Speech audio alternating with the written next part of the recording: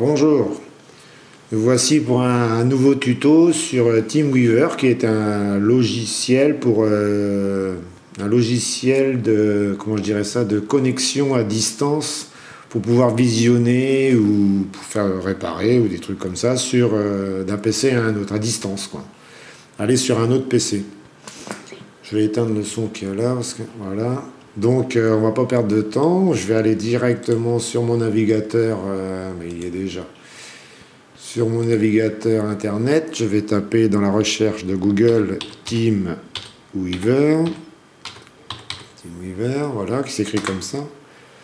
Je vais aller carrément sur sur le site du constructeur du logiciel. Par contre ici nous avons la version 9 qui... je sais pas, il y a des petits problèmes, pourtant je l'ai déjà eu, donc je vais sur téléchargement ici et je vais sur ancienne version. Et je vais prendre donc pour Windows la version 8 qui est ici, qui celle-ci marche. Voilà, parce qu'en fait il faut que les deux ordinateurs ils aient le même TeamWeaver, la même version. Sinon ça ne marche pas. Donc là je vais l'effacer, je reviens.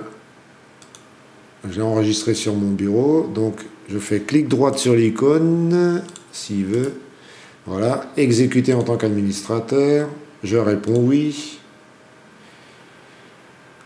Et là, c'est là qu'il faut faire attention, parce que donc installer c'est bon. Comment utiliser TeamWeaver, utilisation professionnelle, personnellement non commercial, les deux. Alors, il y a une version payante forcément, donc nous prenons la personnelle non commerciale.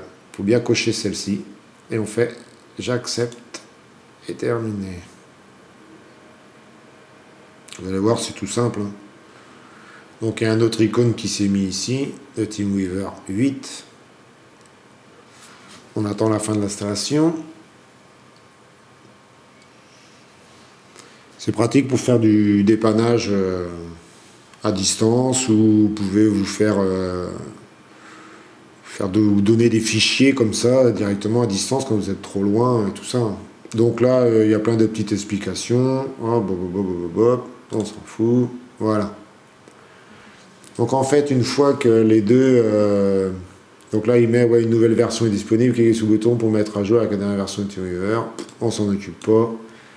C'est pas notre intérêt. C'est pas ce que on veut faire ici. Donc on reste sur le contrôle à distance. Et donc ici, quand vous contrôlez à distance avec l'autre PC, alors ça dépend lequel qui se connecte, mais il faut lui donner juste, alors on fait, mettons, contrôle à distance, connexion avec un partenaire, il va falloir donner juste ce code-là et le mot de passe. Alors, mettons, je ferai connexion à un partenaire.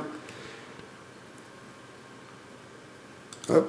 Donc là, je n'ai rien mis, puisqu'il me met que je ne peux pas, puisque je n'ai pas d'adresse. Donc ici, il faudrait que je mette l'adresse de la personne connecté je ne sais où on veut. Je mets l'adresse ici, 3 et 3, 6, les 3, 9 chiffres, et après il va me demander le mot de passe, on met le mot de passe et on fait connexion.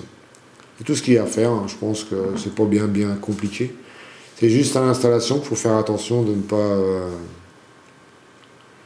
comment dire, de ne pas mettre la version payante quoi, professionnelle quoi. Voilà, c'est tout, je pense. Là, je marche avec TeamWeaver 8, mais je sais pas, le 9 ne va pas marcher, donc je ne sais pas. Bon, voilà, c'est tout. C'était juste pour faire voir juste pour l'installation, qui n'est pas très compliquée, je pense, mais bon. On me l'avait demandé. Voilà, merci. Au revoir, à un prochain tuto.